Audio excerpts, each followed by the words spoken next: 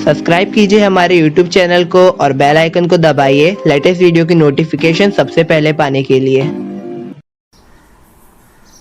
आज हम शुरू करेंगे क्लास 9th, सब्जेक्ट है हिंदी, उसका चैप्टर नंबर 4 जो कि एक कविता है। किताबें, इसके लेखक हैं गुलजार साहब। ये गुलजार साहब जो है बहुत ही फेमस कवि है और बहुत अच्छे फिल्म निर्देशक है। इन्होंने नाटक भी लिखा है और हिंदी फिल्मों में बहुत सारे इनके गाने भी मशहूर है। तो पहले हम थोड़ा सा पद्य संबंधी देख लेते हैं। संपूर्ण वैविध्य को नए शिल्प में अभिव्यक्त करने वाली काव्यधारा है। अभी आधुनिक संवेदना, आधुनिक यानी न्यू टेक्नोलॉजी, आज के ज़माने की संवेदना यानी फीलिंग। ये आज के ज़माने की न्यू टेक्नोलॉजी की जो फीलिंग के साथ परिवेश के संपूर्ण वैविध्य, वैविध्य यानी अलग अलग टाइप से को नए शिल्प में यानी जैसे आज के मॉडर्न टेक्नोलॉजी में को ये जैसे किताब, ये जो पोयम है वो किताब के बारे में है ना।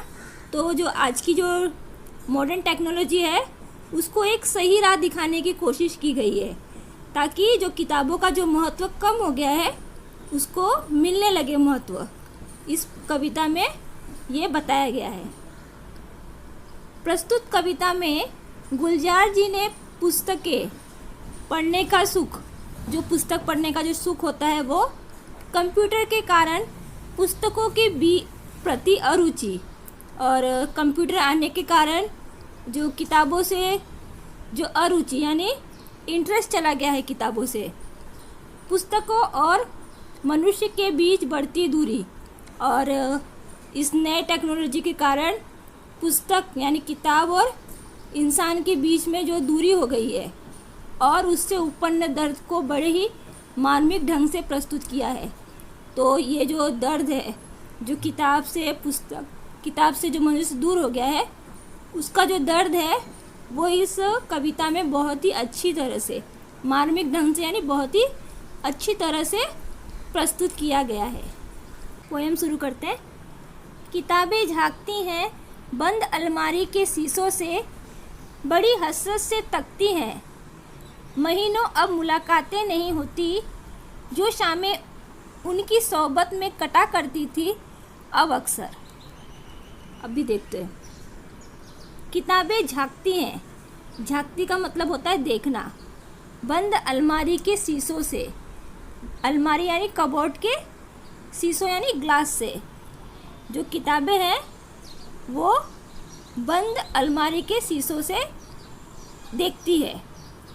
अभी आजकल क्या हो गया है, किताबें अलमारियों में रखने की चीज़ हो गई है क्योंकि कोई इसे निकाल कर पढ़ता नहीं है। तो वही बोल रहे हैं कि जब वो कबर्ड की तरफ देखते हैं लेखक तो ऐसा लगता है कि जो किताब है वो शीशों से कवि को झांक रही है यानी देख रही है। क्यों देख रही है? बड़ी हसरत से तकती हैं और वो किताबें जैसे इच्छा कर रही हैं। हसरत यानी इच्छा कर रही है, उम्मीद कर रही है कि कोई आए और मुझे बाहर निकाल कर पढ़े। महीनों अब मुलाकातें नहीं होती।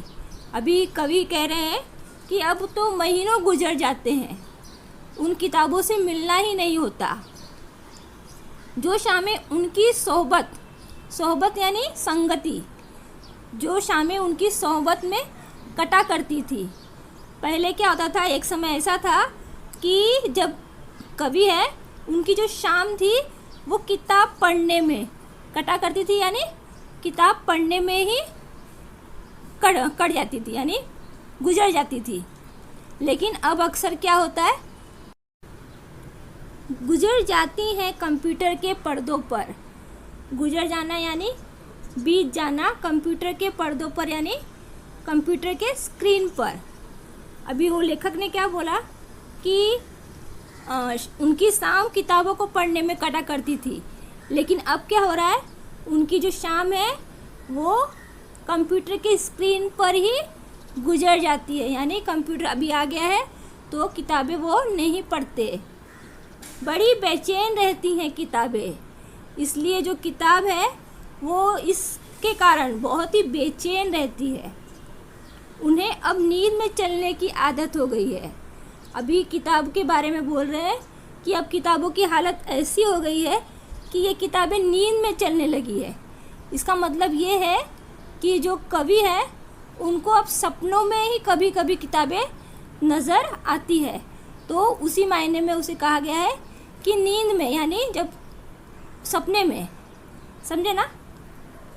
जो कदरें वो सुनाती थी, कदरें का मतलब होता है वैल्यूज़, मूल्य, यानी जो मोरल वैल्यूज़ होते हैं ना, वो ये जो किताबों में लिखे हुए थे वो, कि जिनके सेल कभी नहीं मरते थे। अभी किताबों में सेल तो होते नहीं, इसलिए किताबें कभी मरती नहीं। वो कदरें अब नज़र नहीं आती घर में। अभी ये जो कदरें, जो मूल्य, मोरल्स वैल्यू जो किताबों में थे, जो हमें जानकारी देते थे, हमें मिला करती थी मोरल्स वैल्यू, अभी वो घर में नज़र नहीं आती। क्यों नज़र नहीं आती? क्योंकि कोई किताबें पढ़ता ही नहीं। और वो मोरल्स वैल्यू अभी भी किताबों में ही है, क्योंकि उनके सेल्स कभी मरते नहीं। जो रिश्ते वो सुनाती थी, अभी इसका मतलब है कि किताबें रिश्ते संबंधों के बारे में भी बताती थी। अभी इसका नेक्स्ट पैराग्राफ उसी का कंटिन्यू है। जो रिश्ते वो सुनाती थी वो सारे उधड़े हैं। यानी यहाँ पे कवि कह रहे हैं कि ये जो किताबें थी वो रिश्तों संबंधों के बारे में बताती थी, लेकिन अब क्या हो रहा है, वो संबंध टूट गए हैं। समझे? उधड़े यानी टूट फूट गए हैं। समझे? कोई सफ़ा पलटता है तो एक सिसकी निकलती है। सफ़ा का मतलब होता है पेज, और सिसकी का मतलब होता है धीरे धीरे से रोना। कई लफ्ज़ों के मानी गिर पड़े हैं। लफ्ज़ों यानी शब्द, और मानी यानी अर्थ। लफ्ज़ों के मानी यानी शब्दों के अर्थ।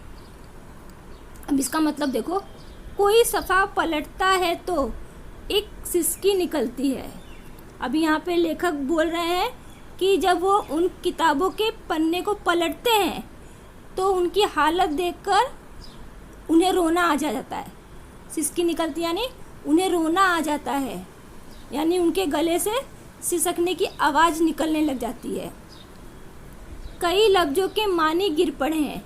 लफ्ज़ों यानी शब्द के जो अर्थ है वो गिर पड़े हैं, यानी उस पन्नों में से कई शब्द के जो अर्थ है वो फटकर गिर गए हैं। समझे? अभी आगे। बिना पत्तों के सूखे टूंड लगते हैं वो सब अल्फाज जिन पर अब कोई मानी नहीं उगते। बिना पत्तों के सूखे टूंड का मतलब होता है ठूठ।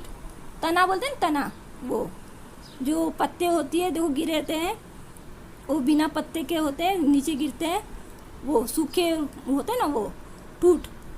और वो सब अल्फाज यानी शब्द जिन पर अब कोई मानी यानी उसका अर्थ। तो अभी इसका मतलब है कि ये जो पन्नों से अर्थ फटकर गिर गए हैं, तो ये जो बिना अर्थ वाले शब्द हैं वो मानो ऐसे लग रहे हैं जैसे बिना पत्ते का कोई ठूठ हो, यानी वो बिना पत्तों का कोई ठूठ है जिस पर कोई मानी, यानी जिस पर कभी कोई अभी अर्थ नहीं उगने वाला। समझे? यहाँ पे कवि कह रहे हैं कि एक उपमा दे रहे हैं, यानी कंपैरिजन कर रहे हैं कि ये जो पन्ने फट गए हैं वो ऐसे हैं मानो बिना पत्ते वाला कोई ऐसा ठूठ है जिस पर अभी कोई भी अर्थ, कोई भी शब्द अभी नहीं उगने वाला। जुबान पर जो जायका आता था, जो सफ़ा पलटने का, अब उंगली क्लिक करने से बस झपकी गुजरती है। बहुत कुछ तह ब तह खुलता चला जाता है पर्दे पर। किताबों से जो जाती राब्ता था कट गया है। अभी यहाँ पे कवि किताबों के पन्ने पलटने और कंप्यूटर पे पन्ने पलटने के तरीके के बारे में बात कर रहे हैं। जुबां पर यानी जीभ पर जायका यानी टेस्ट आता था, जो सफ़ा पलटने का यानी पेज पलटने का। तो यहाँ पे कवि कह रहे हैं कि जब हम किताबों के पन्ने पलटते थे तो जीभ में एक टेस्ट यानी स्वाद मिलता था। अब उंगली क्लिक करने से बस झपकी गुजरती है, लेकिन कंप्यूटर में क्या होता है, पेज पलटने के लिए सिर्फ एक क्लिक करना होता है और वो पलक झपकते ही पेज खुल जाता है। तो वही लिखा है कि किताबों के जब पेज पलटते थे तो जीभ में एक टेस्ट मिलता था, वो किताबों के पृष्ठ जीभ से टच करके पलटते हैं ना वो। लेकिन कंप्यूटर पे क्या, सिर्फ एक क्लिक करने से ही पेज आ जाता है। बहुत कुछ तबहत यानी एक के बाद एक।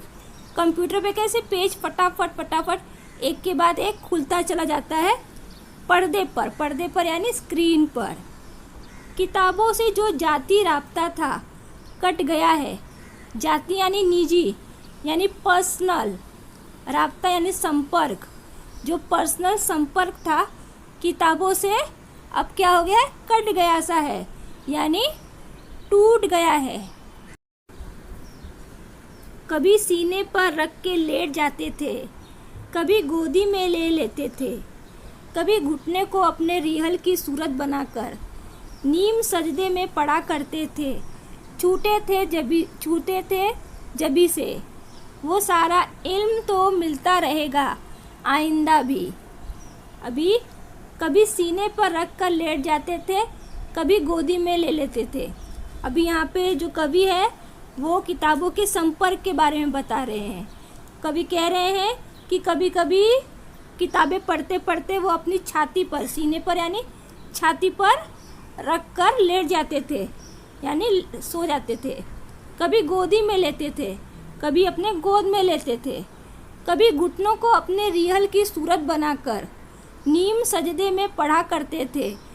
समझे? अभी घुटनों को रिहल आपको पता है, जिसमें धर्म ग्रंथ वगैरह रखकर पढ़ा जाता है, आपने देखा रहेगा।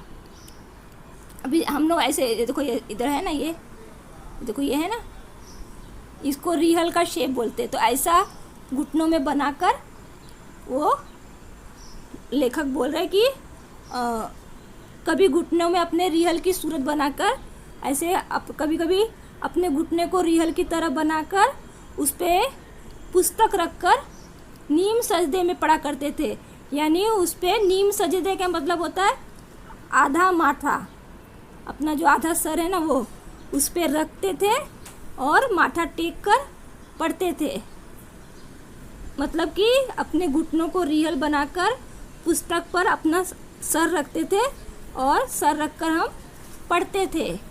छूते थे जबी से वो सारा इल्म तो मिलता रहेगा आइंदा भी। छूटे थे जबी से, जबी यानी माथे से, सिर से, वो सारा इल्म यानी ज्ञान मिलता रहेगा आइंदा यानी भविष्य में। तो यहाँ पे लेखक बता रहे हैं कि वो पुस्तक को वो माथे पर चढ़ाते थे। क्यों?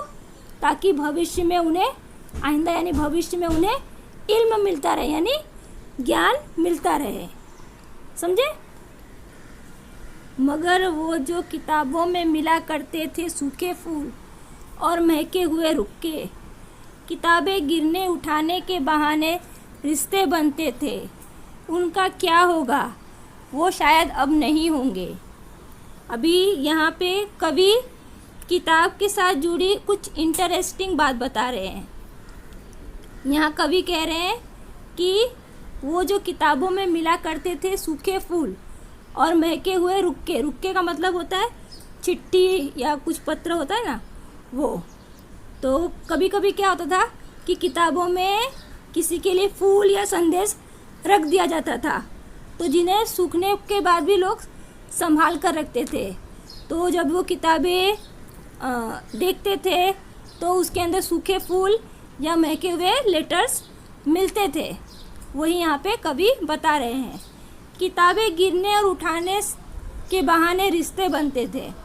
अभी यहाँ पे भी लेखक बता रहे हैं कि जब भी वो फूल गिरते थे या फिर किताबें गिरती थी तो रिश्ते जुड़ जाते थे। यानी आपने मूवी या सीरियल में देखा होगा कि किताबें गिरते हैं तो दो लोग मिलते हैं, फिर बाद में आगे बात बढ़ती है, फिर वो रिश्ते में कन्वर्ट हो जाता है। तो वही यहाँ पे बताने की कोशिश की गई है। उनका क्या होगा वो शायद अब नहीं होंगे। अभी कभी कह रहे हैं जब किताबों का उपयोग ही नहीं हो रहा है तो ऐसे संबंध बनेंगे कैसे। ठीक है, अभी हमारी ये पोएम यहाँ पे ख़त्म होती है। Thanks for watching.